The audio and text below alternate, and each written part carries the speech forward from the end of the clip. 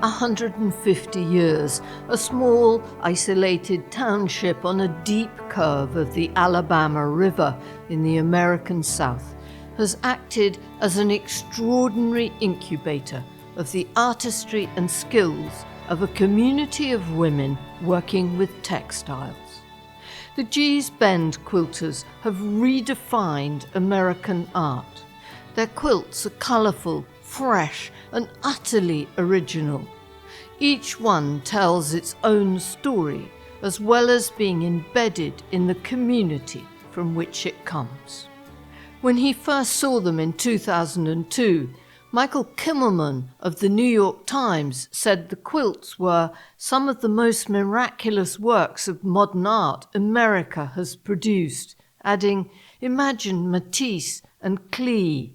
If you think I'm wildly exaggerating, see the show," arising not from rarefied Europe, but from the caramel soil of the rural South in the form of women, descendants of slaves when Gee's Bend was a plantation. Many of the quilts now live in the world's top art galleries.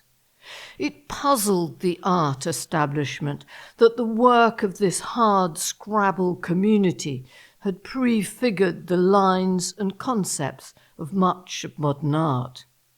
But now a new exhibition in Gee's Bend itself offers us some clues.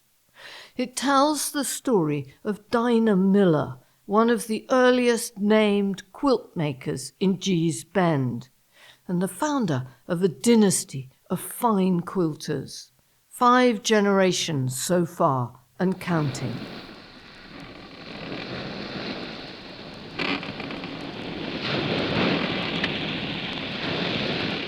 According to the story passed down from daughter to granddaughter, Dinah arrived in America as a 13-year-old in July 1860, aboard the last known slave ship ever to dock in U.S. waters. The Clotilda smuggled 110 kidnapped West Africans illegally into the Mobile River, a full 52 years after the trade in human beings had been outlawed. As one curator says, these people who endured the Middle Passage may have come with empty hands, but they did not come with empty heads. Among the gifts they brought were the strong artistic traditions, the sense of colour and form that comes from West Africa's rich material culture. Interestingly, it is exactly the same tradition that influenced many of the modernist artists like Picasso, Matisse, Klee, Braque, and Modigliani. So in some sense, the art critics had their question the wrong way around. The culture and artistic sensibilities that the Gee's Bend quilt makers were drawing on belonged directly to them and their West African ancestors. And it is the European artists who borrowed from that tradition, not the other way around.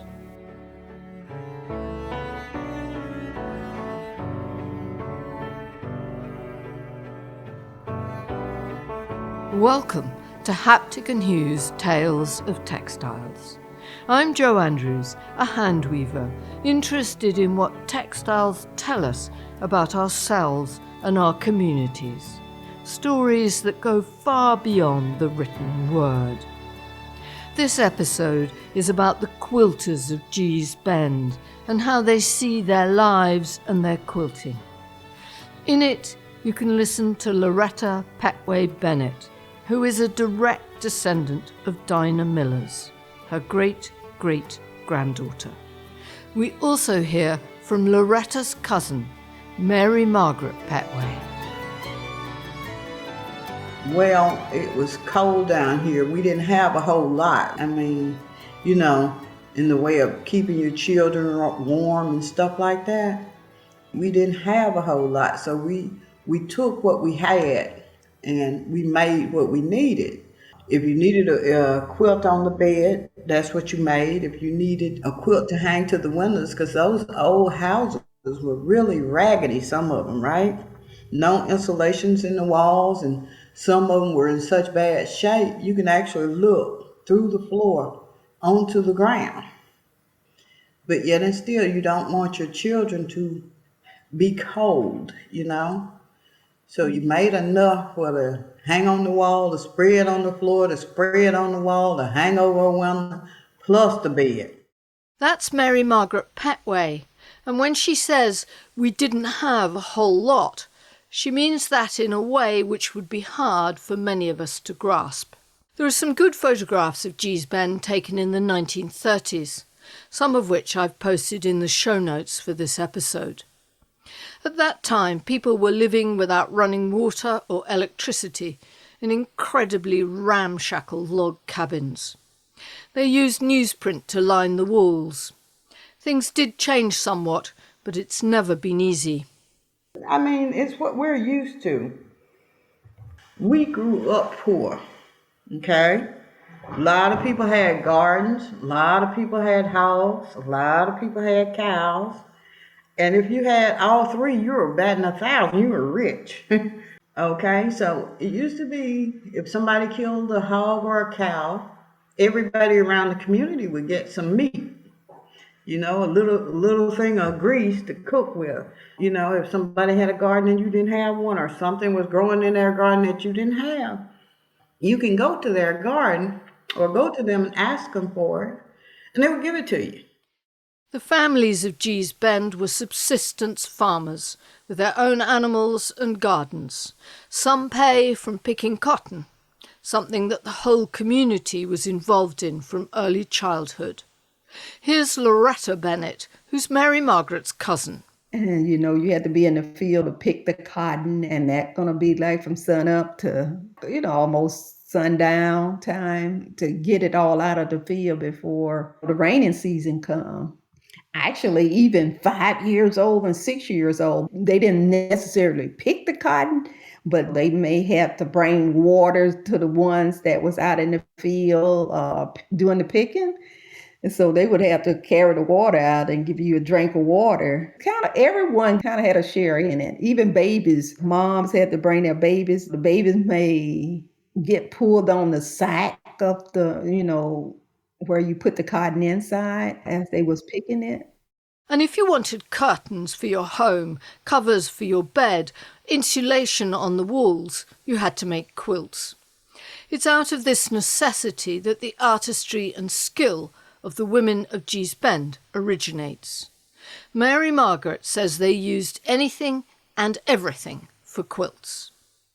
They would use speed sacks and take time and rip them. And actually, if you rip it just right, you can save the thread.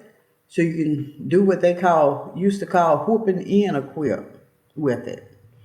And they use feed sacks, old pieces of sheet, old pants, old dresses, old shirts, just whatever they can get their hands on. And here's one element in the originality of the Gee's Bend quilts, the ability to make use of anything that comes to hand. The pop art movement developed in the 1950s and 60s in the UK and the US, with its rejection of museum art and its embrace of the ordinary and the commercial. But the women of Gee's Bend had got there long before that, because they had to. Both Mary Margaret and Loretta are accomplished artists. Their quilts hang on the walls of museums and galleries round the world. They have no formal art education, but Gee's Bend was in its own way a tough school. Here's Mary Margaret. In the 60s, we grew up under the quilt, which means if your mother had a quilt up, that's where you were, up under that quilt, so you can thread them needles and stick them back up through the quilt or hand them to them. Yeah, but we took naps under it too. The old quilts, they spread an old quilt. After they had the quilt set up, they'd spread a really old, raggedy quilt up under there for the children to sit on and play with and practice their ABCs and stuff on. And yeah, so it literally means growing up Well, you didn't grow up under it, but being under the quilt when they were quilting it. And this was very much a family activity. Women did not quilt alone. They learnt from each other and passed ideas amongst themselves, as Loretta explains. That's what you call a quilting bee. It might be like my mom, her mother, and some of my mom's grandmother, auntie, something like that. And what they would do, they would go to different houses and quilt the quilts up. It just was maybe 4 to 5 women's in a group. Well, that I know of, go back to my great great grandmother, which her name was Dinah Miller. And so we can go back to that, you know, distant. There's a black and white picture taken in about 1900 of a woman who is undoubtedly related to Mary Margaret and Loretta. She's tending some quilts that are airing over a fence. The quilts in front of her are startling in their originality. In Gee's Bend, these were almost impromptu exhibitions. Everyone got a good look at your quilts as you aired them, and critically appraised them, gathering scraps of new ideas for themselves. This is one of the ways in which their artistry was valued and honed. And once girls emerged from the playden under the quilt, they found themselves too set to work. So I was about 6 years old, just threading needles. And sometimes, like in the summer month when my mom and grandmother was piecing quilts, they'll have some little pieces that they may not want to use, and they would let us practice on them. When I got about 12 or 13 years old one summer, I decided I was going to make this quilt. For some reason, I don't know why, but my mom had a lot of octagon-shaped pieces already cut out. The quilt is called a flower garden. And I decided that I was going to make this quilt. And I made it. It took me all summer long, sewing on it every day, just about all day, except for when I had to go do some chores around the house. And it came out all crooked. My mom kind of straightened it up, and she quilted it later. It made me feel really good. It was like I had something to do that summer. For Mary Margaret, it was a harder road. Quilting was like a punishment for me, I think. And I say that because I was made to learn to quilt. When you're a child, you want to go out and play with everybody else, but my mother wasn't having that. I don't care who's in the yard or came to play. If she wanted you to do your quilting, that's what you did. Both Mary Margaret and Loretta make original and lyrical work. But Loretta is clear that the traditions in which they quilt are drawn from their ancestors. Just looking at my mom's quilts and the other ladies' quilts, and just looking at the way that they used what they had, and also looking at the clothes, and most of my quilts are repurposed clothes, and so I like to use that. And sometimes I just let it make themselves, and with a little music. So we have lots of elements that go to make up the skill and expertise shown in Gee's Bend. But there's still an extra magic there, a flame of creativity, something special in their understanding of design and colour that has allowed generations of women to produce astonishing work. Mary Margaret and Loretta have slightly different explanations for this. Here's Loretta. I think because we was isolated in this little bend of the river, one way in, one way out. So we was not exposed to any type of like artwork or a lot of television or anything like that. We had television, but you only got so many channels. We wanted something, I guess you could say, pretty, that we wanted to have on our beds or even hanging out on the wire to dry. It was our way of expressing our own individual creativity, I guess. For Mary Margaret, it's more of a puzzle. I wish I could answer that question. I don't know. I mean, I look at some of the quilts and even some of the ones my mother did, and answering truthfully, I wonder what was going on in her mind, but I think they had an eye for what would be popular. A lot of quilts down here, they have that little piece of red in it or an odd color, that's not like the other ones, even with denim. You got dark denim, you got light denim, and denim shows the wear pattern in it and the wash pattern in it. But you've got that odd piece where it might be, everything else might be really old, washed and softened denim. And then you might have a new piece or something that looks like a new piece where they may have taken a pocket off and that piece is beautiful up under there. It's like new denim. Raina Lampkins Fielder is the curator of the Souls Grown Deep Foundation. It's dedicated to documenting, preserving and promoting the contributions of the African American artists of the American South and the cultural traditions from which they grew. The words Souls Grown Deep come from a wonderful poem written by Langston Hughes. Raina believes that part of the explanation for the talent of Gee's Bend comes right out of the hardship and experience of discrimination. If you're going to do something, you do it for yourself. And so that kind of spirit, and I think that's just part of the African American experience in general, allowed for the quilt makers in Gee's Bend to really go their own way, as they say, to do my way quilts, where it's like, okay, we might start on one route, but let's see where it takes me. Let's see what I can create within these borders that is transformative and bigger than the borders themselves. You didn't have to play by a certain sort of rule because the rules were only there, the larger kind of societal rules, to hold you back. So where can you find your own sort of freedom and articulation of yourself within something that is about muting what you have to say?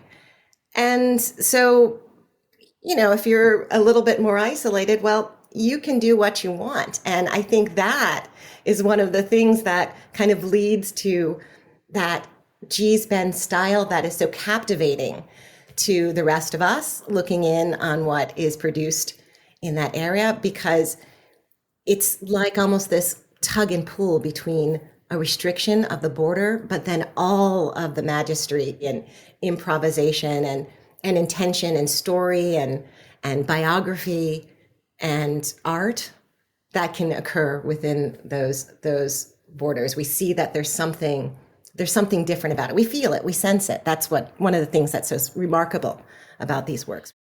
It took time for an understanding of what was happening in Gee's Bend to seep into the outside world. Raina says it was a slow burn over many decades for the quilters to be appreciated. Well, it's interesting because I think that there have been many sort of sudden moments when people refocus their lens and maybe expand where they're looking to see some of the amazing work that's being made in the United States and in the South. I would say probably the time that is often noted as being that moment when people really saw what was going on in the community was in 1937, where photographer Arthur Rothstein was basically taking survey photos of tenant farmers in Boykin, Alabama, and Gee's Bend is within Boykin, Alabama. And from that, we saw women quilting in their homes. And we also saw some of the quilts that were being aired outside. So it became this, a kind of unexpected exhibition of the work that was being created in these domestic spaces, then being outside, hanging on lines to be aired naturally. And then after that, nearly 30 years later, some of the artists of Gee's Bend became involved in the civil rights movement and set up a freedom quilting bee.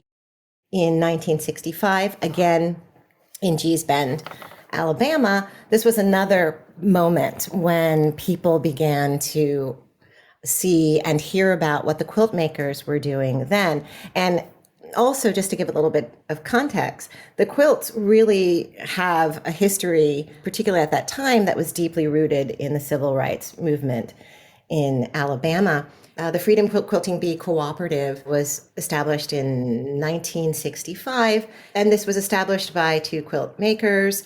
And this was a way of sort of transforming the economy of the area. They understood that the quilts that they were producing and also their sewing skills could be used outside of the Bend.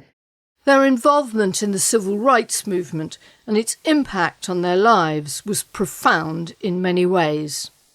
It's also extraordinary that even their political involvement was expressed through textiles. Here's Raina. For African Americans, there's never been a revelation of injustice. That has been a sort of constant state. I think it was, though, in the 60s when one could become more politically active, when it was a little bit easier to do so. Still a challenge now, but certainly still a challenge in the South at that time. I think with that combination of demanding larger civic rights, voter rights, equal pay, opportunity, that one then looks at what one has that can be used for political gains, that can be used for just opening up a community and diversifying what is possible for a community. I think that was that point where the Freedom Quilting Bee was able to use what they had to for a greater good. Whether that greater good is trying to find some sort of economic equality or to at least improve economic situations, to also promote one's voice and to show that there is something quite unique in this area. But the explosion of public interest in their work had to wait until the early 2000s. By this time, a collector and supporter of African American art, William Arnett, had arrived in Gee's Bend and started paying better prices for the quilts. And then finally, in 2002, the Museum of Fine Arts in Houston, Texas, and the Whitney Museum in New York showed the first exhibitions of work from Gee's Bend.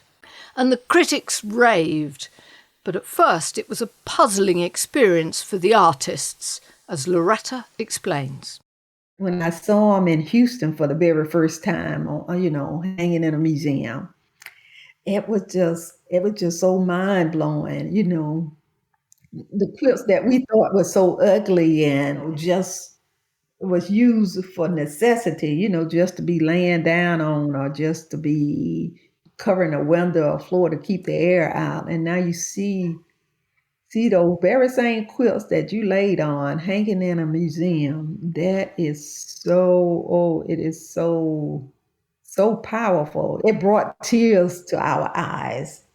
And then other museums followed suit. Even the Metropolitan Museum of Art in New York held an exhibition, and the women of Gee's Bend went to see it. At first, we all was like, I don't know what they see. But as each museum went on and on, we went to different museums. Some of us still didn't see what they saw, but it began to dawn on me that these quilts are very beautiful. These quilts are art, even though we had no idea what art was because we were so isolated. But some of us younger ones got it. Some of the older one that has passed on, they still didn't comprehend how beautiful the quilt was. The first time Mary Margaret ever went to a museum was to see the Gee's Bend quilts at the Met in New York. She found it an overwhelming experience. I myself was so excited because all those old quilts, the ones that were under the mattresses and packed back, on a shelf in somebody's room, they looked beautiful. Hanging up on those sterling white walls, those quilts looked like they were just the most prettiest things in the world. And my mother has one at the Met, and I saw it. I said, And I forgot I was in company, you know what I mean? So I said, I used to sleep under that old thing now, you know what I'm saying? I didn't intend to say it aloud, but it came out, and everybody was looking at me like I'm going crazy.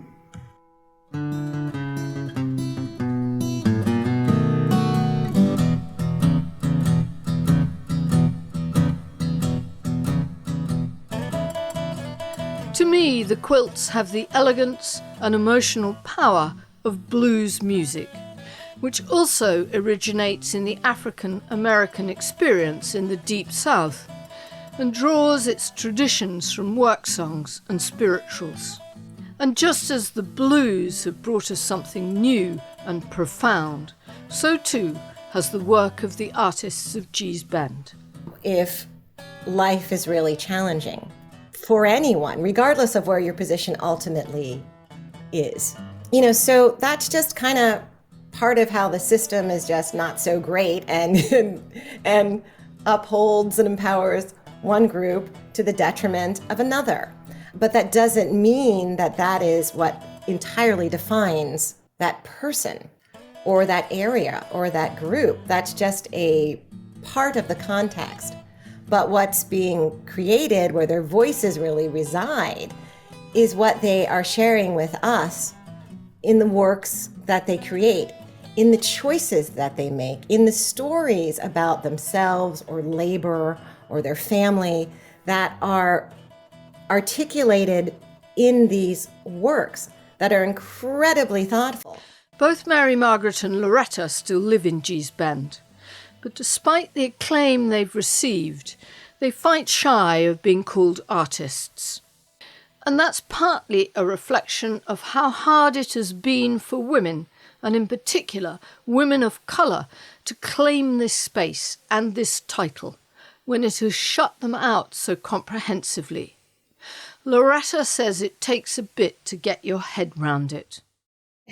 Yes, it is weird because I don't see myself as being an artist. I still see myself as being a quilt maker.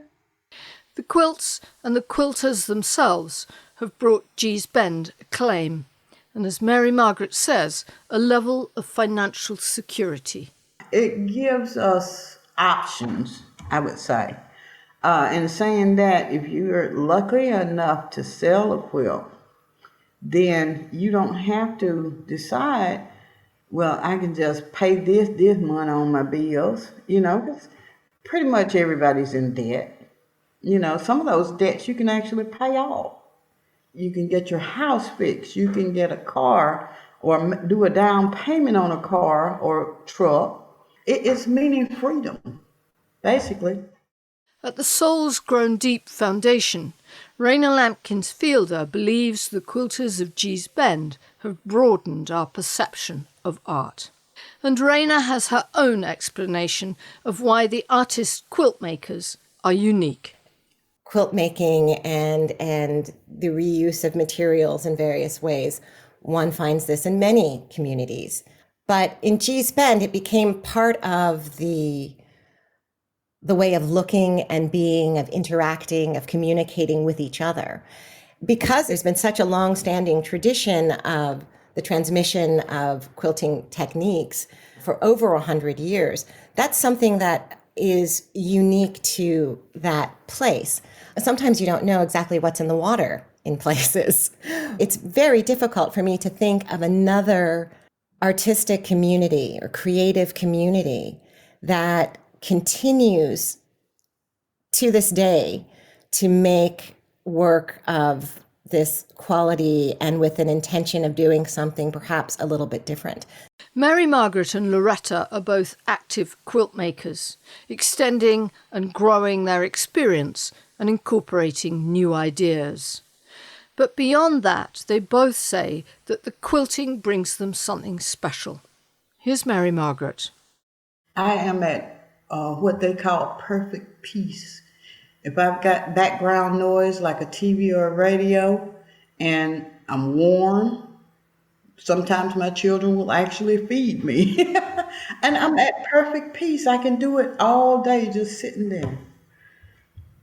And that is a quality of life that is so very hard to find now. And for Loretta, it's a way of centering her in her own community and family. I kind of go back to the time when my great-great-grandparents, when they was making quilts. I don't know how you would say it. I kind of feel like they are with me when I'm doing, my sewing, making my quilts and stuff. I can feel like they are there with me. And one of the ancestors Loretta has had very much in her mind is her great-great-grandmother, Dinah Miller, the 13-year-old who arrived all those years ago and who played such an important role in creating an artistic dynasty in Gee's Bend. I've posted details of the exhibition in Gee's Bend, some historic images and more information about the voyage of the Clotilda on the webpage for this episode, which you can find at www.hapticandhue.com/listen. Haptic and Hue is hosted by me, Jo Andrews. It's edited and produced by Bill Taylor and sound edited by Charles Lomas of Darkroom Productions. It's an independent podcast, free of ads and sponsorship, supported entirely by its listeners, who generously fund us through Buy Me a Coffee or by becoming a friend of Haptic and Hue. In this month's Friends, which goes out in 2 weeks' time, we'll be unlocking the secrets of the ice. Climate change means that many glaciers are shrinking and beginning to release ancient textiles that have lain frozen within them for thousands of years. Snowshoes for ponies, quartz arrows bound with string, and a complete Roman tunic are just some of the finds that have melted out of the ice.